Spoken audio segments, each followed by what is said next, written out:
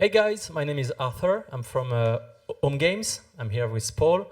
So today we will talk about our two main hits with Voodoo, Knockballs, and Push 'em All.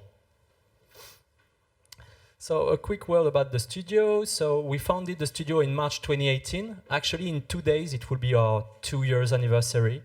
We are 5 based in Paris, but we also give the opportunity to all of the workers to work fully remotely.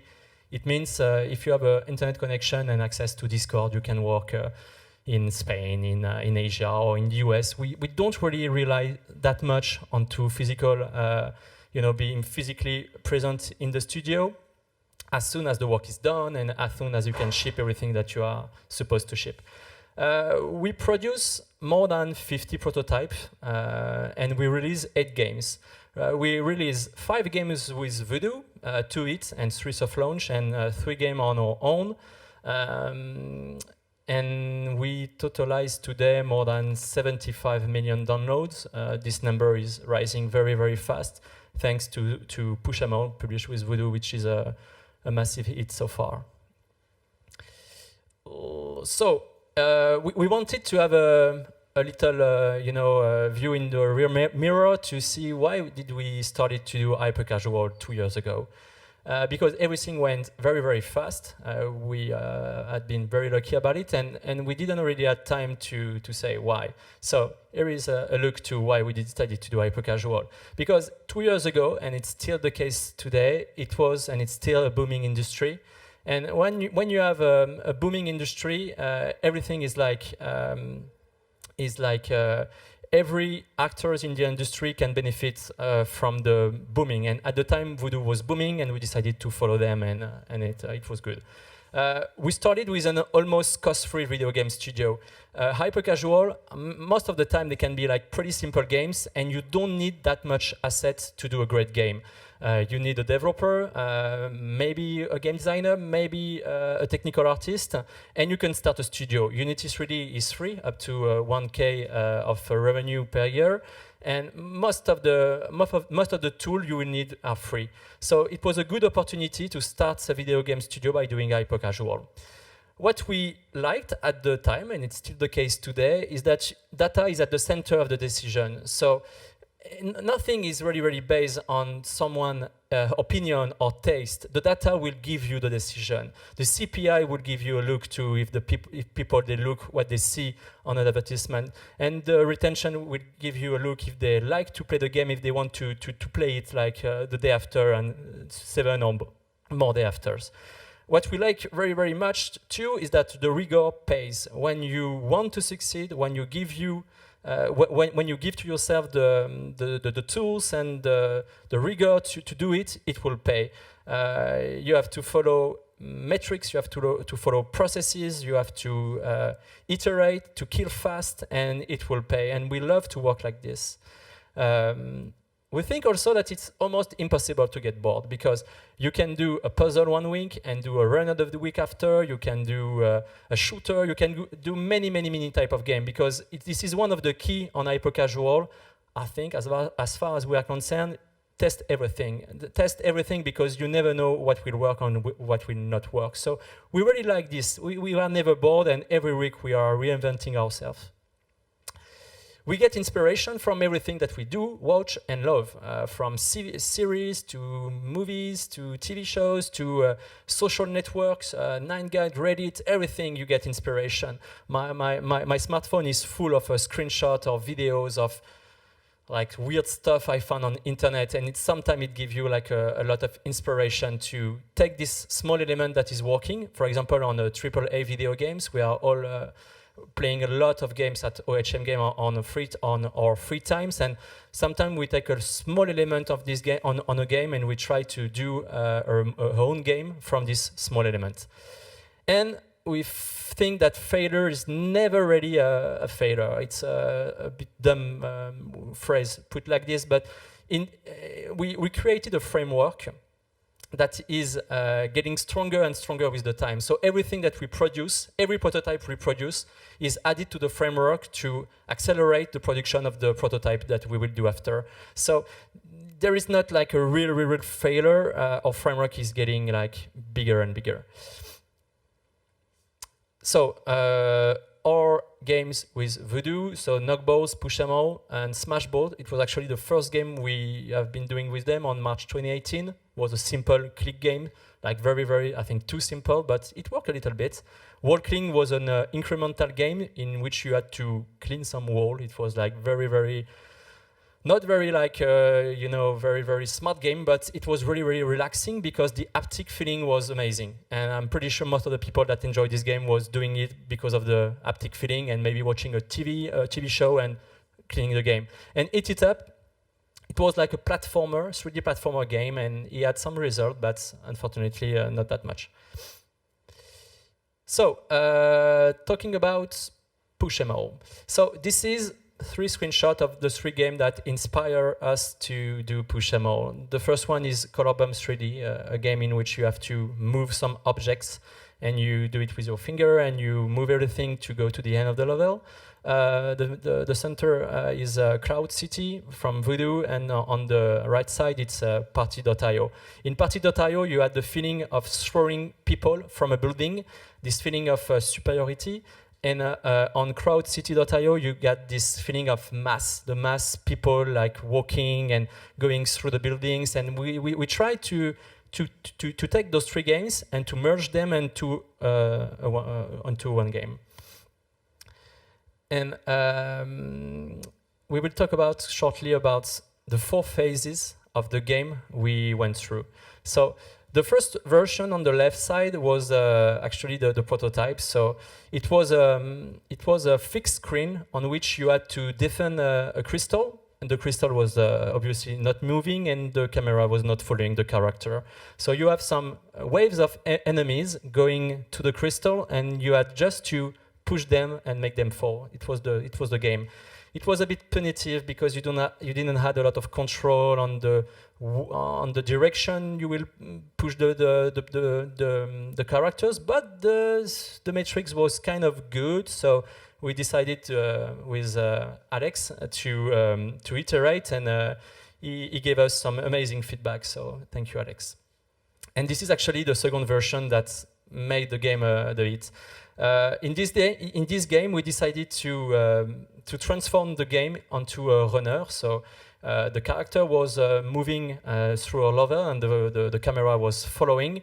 And you had many different spots to make them fall. So, for example, at the center, on the left, on the right, and everything was more dynamic. We also added some new enemies, like shooting some arrow or going faster. And it helped us a lot to decrease the CPI and the retention been leveled a bit too. The third version was, I think, the key metrics that Paul had to implement onto this version. It was the release mechanic. So it's a virtual joystick game. So you are moving your finger onto the screen to move the character, and when you release your finger, the stick will expand and push the people further, and it had like a magical impact onto the retention. I'm pretty sure the players really enjoyed these features, and we saw the retention like increase a lot, and also the CPI. And on the right side, the last one is actually the version you can play today.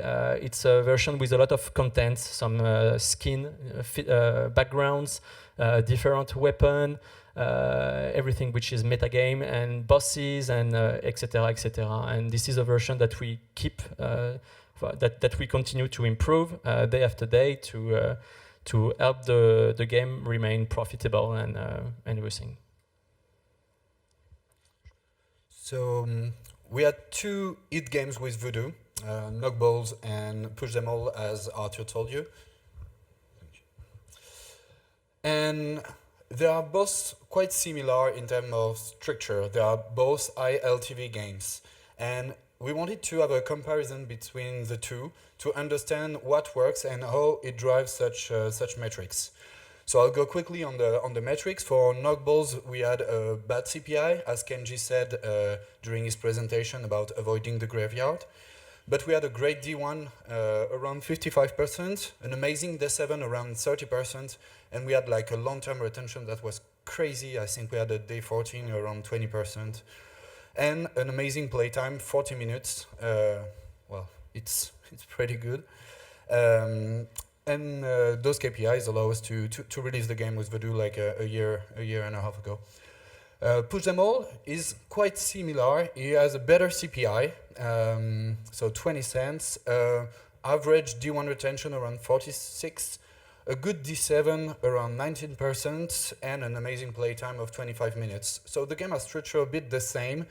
They are not the best at CPI. We see CPI of 2 cents, 5 cents currently. It's not the case for both games, but we had good retention and amazing playtime for the games that allows to display a lot of advertisement within the game and so be profitable. They have better margin, so it allows Voodoo to push more and more the game. So the idea is to understand why, and we find some elements that can rely on the success of both games. The first one is the guilty pleasure. It's simple yet satisfying concepts for both make everything fall. And it's chaos and destruction. It's always good. Like you like when you're on the beach and kids are doing sand castles. You know, you like to crush them. It's fun, and that's the feeling in both games. Like destroying everything, killing everyone, and make them fall from buildings or whatnot. You have a great sense of power as well. So you have many targets in both games. So cubes in knockballs and like some zombie enemies in Push Them All, and it's satisfying to feel very powerful and have a simple control that can have a huge impact and just throw everything away. So guilty pleasure, I think, is a common point between both games and really helped the retention and the session length. And actually, Cassette talked about it, the emotion and the feeling, and this is the feeling that we had to emphasize. The second thing is replayability.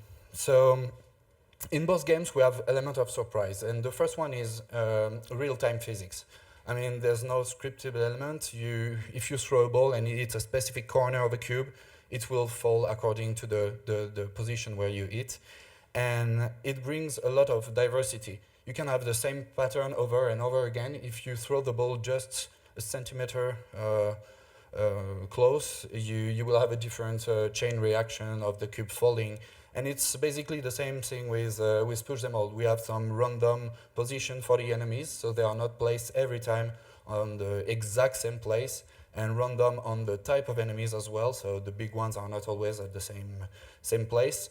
And so it creates like diversity and surprise elements to the game when you play it. So yeah, level patterns are mostly the same every time, but the outcome is different. So the game feels less repetitive, and it allows our player to play it over and over again and have a huge section length, so it's easily replayable. The third point is the sense of progression that most of you implement also. It's like pretty common, but I think it's important to have a sense of progression. So level-based game is important, and we talked about it also with a Ball Blast, and Kenji mentioned it. A level-based game is like for everyone now, and everyone is doing it. And what we did also is have a handcrafted level design, so I designed everything piece by piece, and it allows better diversity and something that feels more natural, I think. In terms of rhythm, we have boss every 5 levels, so it's create a sense of variation in the gameplay. So you're not doing every time the same thing. It creates new objectives, and it breaks the game monotony. The environment also changed, so it's the zoning that we've seen in many games. And first of all, I think it was in le plus grand jeu de toute l'histoire de Elite Jump. Sorry, I forgot about this game, whether it has 700 million downloads or whatnot. But there's too many games right now, so sometimes I get a bit fuzzy. And it emphasized the sense of progression, because you don't see the same universe, you have different colors, and even though you have the same level and the same pattern with just a different color, it changed the approach for the player that thinks that he's in completely different place. And the sense of progression is important to optimize your retention. Discovery, it's a bit the same, but emphasize on other elements, mostly content. So visual variety, like in the zoning, so new backgrounds, new skins, help the player feel that the game evolves as much as you play it. And you discover also new mechanics as you progress. So in Push Them All, you have new enemies and traps and new weapons, and it's pretty much the same for Nutbolt. And the content production is important as well. So we try to implement as much as new level as we can. So trying to have a new update once a week or once every 2 weeks to add new content. It brings the sense of variety and progression for the players that is important, especially during the running phase and the launch phase. The last one, I think, is the sense of accomplishment. So both games are pretty particular in a way because they have a very high success rate. 90% of the games are won by the player. So it's basically not that challenging, but it feels challenging. And that's the most important because you have a lot of targets, a lot of things to do in the game during a level, and you have a sense of permanent pressure. So, for example, in Push Them All, enemies are always coming to you, and they feel aggressive, and you feel like you have to do something, and that it will be difficult, but it's actually pretty simple. And it gives the player the feeling of being really skilled, and I think it helps a lot the sense of accomplishment. And it helps the game metrics to have players feeling really skilled, whether they're good or not. And one think about how we do things at home games. So we try to track as many developers as we can and to play a lot of games. Actually, I'm pretty sure we play to almost all the games. We tracked how many developers. Maybe we can say the number. I think it's 300. 300, maybe 350. And we try to play to all those games because we don't want to copy. We just want to model and improve, actually. And sometimes merge some different things that we learn from a different game or gameplay. So I would recommend to play and keep playing. We try to stay simple and to focus on core gameplay and feedbacks and not focus that much for a prototype on graphics. Because sometimes when you take a decision like too deep onto graphics, you will take a choice based on what you feel and what you want the player to see, and sometimes you will be wrong. So stay simple and focus onto the gameplay, the feeling the player will have, and it should help the production of the prototype. We test very, very fast. We try to limit the development of a prototype to 1 week maximum, 5 days. And we kill even faster. We rationalize everything, and iterating too much on a prototype to throw it away at the end because it doesn't show potential. It's a waste of time that you could have invest onto working on your next hit. So we try, and it's very, very hard for us because we love every game that we produce, but we try to kill even faster that we prototype. We see right now when we see the D1 and the CPI, we are like, okay, we throw it away. It's a nonsense for us to keep working on it, and we go to the next prototype. We use simple tricks to offer diversity without spending days on content. This is mostly the part of Paul. He tries to mirror the levels, to try like very, very, very simple tricks to gain some time and to give the impression to the player that he has diversity without spending days doing it. Important point, we listen to a publishing manager a lot, but at the same time, we try to be the most autonomous that we can. Because waiting for a response or most of the time the keys should be in you. Voodoo gave you a lot of materials today to learn some basic stuff. On the dashboard you have many webinars, and we try to remain on us and to call our PM when we need like a decision, an ultimate decision, just to cut. But we try to be the most autonomous that we can. And last but not least, Cassette talked about it. We share what we do with our friends and our family because they are all incredibly bad at mobile gaming. And us at Home Game, we are all gamers. We are all hardcore gamers. So most of the time we are like, oh, this game is like way too easy and there is no challenge. But when our girlfriends or our parents or friends that are not gamers play to the game, they are like, wow, it's too difficult. And it's a very, very good learning. So we talk a lot about what we do and try to have some feedbacks. The three main points I would say are very important for us today for doing hyper-casual. The first one would be that hyper-casual, it's not a sprint, it's an endurance race. It's nearly impossible to have a hit without developing like 10 or 15 or 20 prototype before. You learn every time you develop, and you need some failed prototype to merge them and have a hit. This is something Hugo, the second point at Voodoo, explained us. Maybe it was 1.5 years ago, and it's like very, very, very true. I will recommend to don't fall into the trap of diversifying too quickly after your first hit. Like I said, we love video games, and when we had the Knockballs, we had some financial security for some months, and we were like, maybe we could like do a real video game and something like very challenging and very deep and invest months on months on time on this. And I think it's a trap, because we realize with the time that we are very, very good at doing hyper-casual and not like generic games. And when you love video games, sometimes it can be a trap to fall when you have some financial security, and I would recommend not to do so.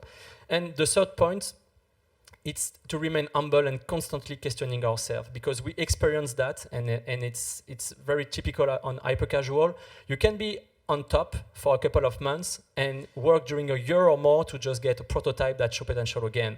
And you are at the top during 2 months, and the third month you don't exist anymore, and nobody knows what you have been doing. So you have to keep you launch a product, you iterate, and 2 days after that, you are still like prototyping, because getting a prototype that shows potential is sometimes take a lot of time, and you always want to have some months and some day of advance to shorten the time between two prototypes. And I think that's pretty much it. Yes, thank you very much.